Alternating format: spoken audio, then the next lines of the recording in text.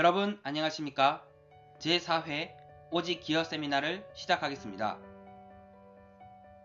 이번 회차에서는 기어의 강도에 대해 설명드리겠습니다. 이 세미나에 참석해주시는 여러분의 개인정보나 성명, 기업명 등은 제3자에 공유되지 않습니다.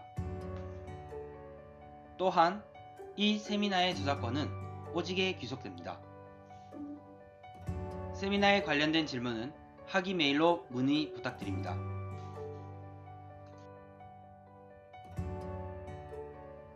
기어 장치는 적절한 설계, 제작, 재료, 조립, 윤활 등을 실시한다면 장기간 고장 없이 사용할 수 있습니다. 그러나 한 가지라도 결여될 경우 여러 손상이 발생, 중대한 고장의 원인이 됩니다. 일반적인 기계의 설계와 동일하게 기어의 강도 설계도 손상을 방지하기 위한 목적으로 실시되며 각종 설계 중에서도 강도 설계는 특히 중요합니다. 기어에 있어 강도 설계는 주로 이의 굽힘 강도, 치면의 면압 강도, 치면 소착의 스콜링 강도에 대하여 실시됩니다. 기어 손상의 종류입니다. 기어의 손상에는 여러 종류가 있습니다만 크게 두 종류로 나눌 수 있습니다. 이의 절손과 치면의 손상입니다. 이의 절손의 종류에는 절손, 압괴, 용융, 소착, 마모가 있습니다. 치면의 손상에는 치면의 피로, 마모, 소성 변형, 열적 손상 등 다양한 종류의 손상이 있습니다. 피로절손입니다. 재료에 피로 한도 이상으로 굽힘 응력이 이 뿌리 부분에 반복적으로 작용하여 이 뿌리의 구석에서 시작된 균열이 퍼져 생기는 이의 절손입니다. 다양한 원인이 있습니다만 설계 시 상정한 회전 토크 이상 회전하였을 경우나 재료 강도가 낮을 경우 주로 발생합니다. 또한 치면 면압의 동적 부하의 증가, 가공 불량에 의한 응력 집중, 기어 외 손상이 진전되어 기어의 절손이 발생하는 경우도 있습니다. 과부하 절손입니다. 과도한 부하가 이에 작용한 후 1회 또는 수회에 걸쳐 작은 부하의 반복으로 인하여 일어나는 이의 절손입니다. 고부하가 걸렸을 경우나 재료 강도가 분위기의 영향에 의해 저하되었을 경우 이가 소성 변형되는 경우가 있습니다. 과부하 절손은 매짐성 파괴, 연성 파괴, 반매짐성 파괴 등으로 세분화할 수 있습니다. 그러나 실제로는 엄밀히 판단하기가 어렵습니다. 치면 피로의 피칭입니다.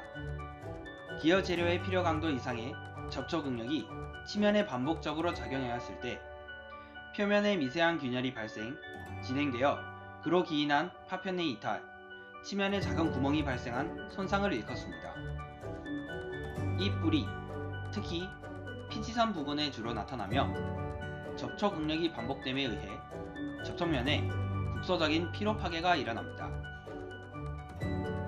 대책으로서는 편 맞물림을 피하는 크라우닝량을 줄여 치면에 국소적 면압을 낮추는 방법과 면압 강도가 높은 재료를 사용하는 방법이 있습니다. 또한 치면의 조도를 낮추는 방법, 압력각이나 전이계수의 변동으로 접촉 응력을 낮추는 방법, 윤활유 점도를 높여 치면 간의 유막을 두껍게 유지하는 방법 등이 대책이라고 할 수 있습니다. 치면 손상의 스포링이란 고하중에 의하여 이의 표면에 재료의 피로가 발생, 커다란 금속 파편이 치면에서 이탈되는 손상입니다. 일견 피칭과 비슷하지만 피트의 크기가 큰 것과 높은 하중점이라면 치면의 위치와 관계없이 어떤 위치에서도 발생합니다. 표면 경화된 기어에서 많이 발생하며 피트의 깊이는 경화층 깊이와 비슷하며 치면 내부의 경도 분포와 관계됩니다. 치면 손상의 아브레시브 마모입니다. 먼지, 모래, 기름 속의 불순물, 치면이나 베어링으로부터 철가루가 발생 등의 미세한 입자의 불순물로 인하여 치면의 미끄러진 방향으로 상처가 생기는 손상입니다. 또한 기어 한 쌍이 맞물릴 때 경도가 높은 쪽의 치면 저도의 영향으로 상대 기어의 표면에 상처를 남기는 형식으로도 발생합니다.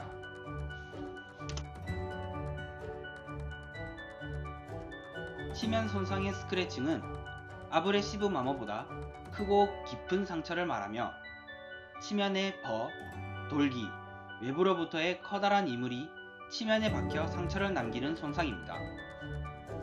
아브레시브 마모의 초기 단계는 스크래칭이라고 할 수 있습니다. 아브레시브 마모가 발생한 치면에는 활동 방향으로 긁힌 상처가 생기며 진행됨에 따라 표면이 거칠어지는 경우가 많습니다만 경우에 따라서는 랩핑과 같이 깔끔해지는 경우도 있습니다. 치면 손상의 프레칭은 기어 연결부와 같이 접촉면에 미세한 진폭과 상대 왕복 운동 시 발생되는 표면 손상입니다. 녹과 비슷하여 착각하는 경우가 많습니다. 부하를 받아 접촉하고 있는 치면 간에 미세한 상대 왕복 운동이 반복적으로 발생하였을 때 발생하는 표면 손상입니다. 기어 커플링, 스플라인 또는 기어 주변의 조립부에 주로 발생합니다.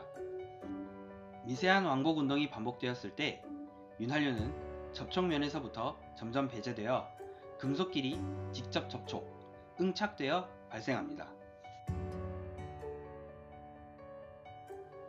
치면 손상의 소성 변형입니다. 고접촉 응력으로 인하여 재료가 항복하여 그로 인해 발생한 표면층의 소성 변형입니다. 연한 재질의 기어에서 주로 발생합니다만 열처리된 기어에서도 발생하는 경우가 있습니다. 소성 변형이 발생할 경우 치면의 운전 부하를 제거하더라도 변형은 그대로 남아 있습니다. 치면 손상의 리플링입니다. 고하중, 저속 운전 시 윤활유가 부족할 경우 발생하며 치면의 동시 접속선 방향으로 파형 또는 비늘 모양의 문양이 발생하는 표면층의 소성 흐름 현상입니다. 침탄 열처리나 보주파 열처리 등 표면 경화 기어에서 주로 발생합니다. 치면 손상의 리칭입니다. 고하중 또는 윤활유가 부족할 경우 표면의 소성 변형으로 인하여 치면의 미끌림 방향으로 물고기의 꼬리와 같은 모양이 발생하는 현상입니다. 예로 웜기어 및 하이포이드 기어에서 경도가 낮은 쪽에 발생합니다. 또한 접촉 응력이 높을 경우 승용차의 후방 차륜의 표면 경화된 하이포이드 기어와 같이 경도가 높은 기어에서도 발생할 수 있습니다.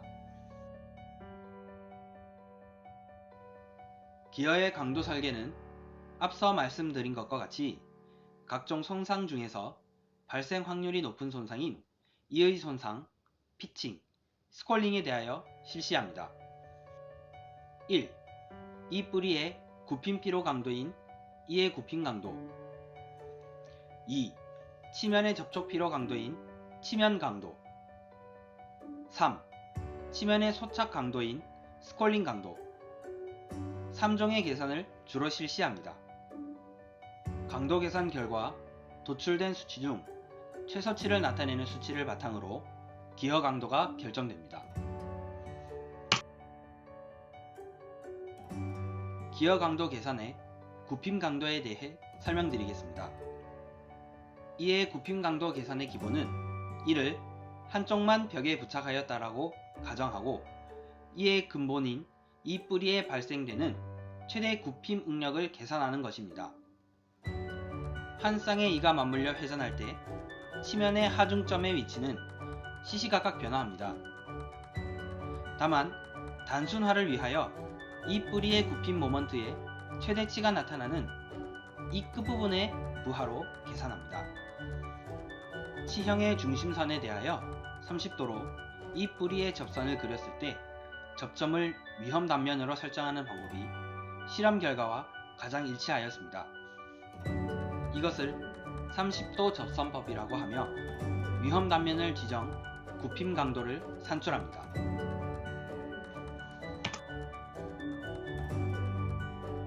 치면의 접촉 필요 강도인 치면 강도입니다.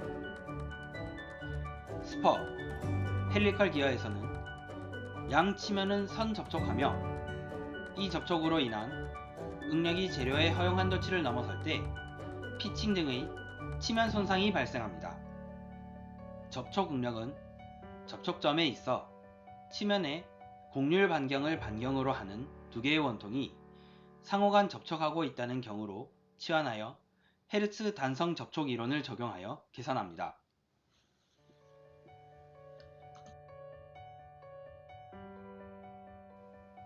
치면의 소착 강도인 스콜링 강도입니다.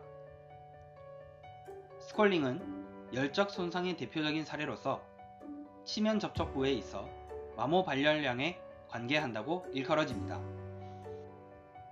경험으로 구해지는 PV 수치, PVT 수치는 순간 상승 온도에 기초한 공식이 주로 사용됩니다.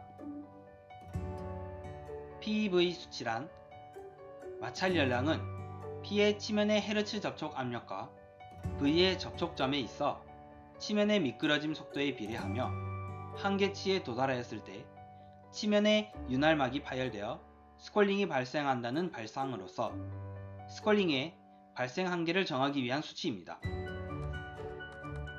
PV 수치의 한계치는 윤활유의 종류, 기어의 재질, 기어의 종류 등에 의해 변화하기 때문에 단순히 기준을 나타내기 위한 수치라고 할 수 있습니다.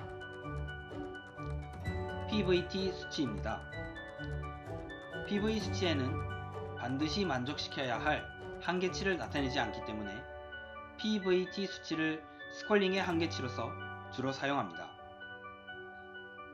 기본적으로는 PV 수치와 같습니다만 T의 P치점에서 접촉점까지의 작용선상의 거리를 고려한 수치입니다. 다음 강연은 기어의 가공법에 대해 소개해 드리겠습니다. 당사의 기어에 관심 있으신 분은 QR코드로 홈페이지에 접속해 주십시오. 견적, 공장 견학 등에 관심 있으신 분은 영업 담당에 연락 부탁드립니다. 이상으로 제4회 기어 세미나를 마치겠습니다. 감사합니다.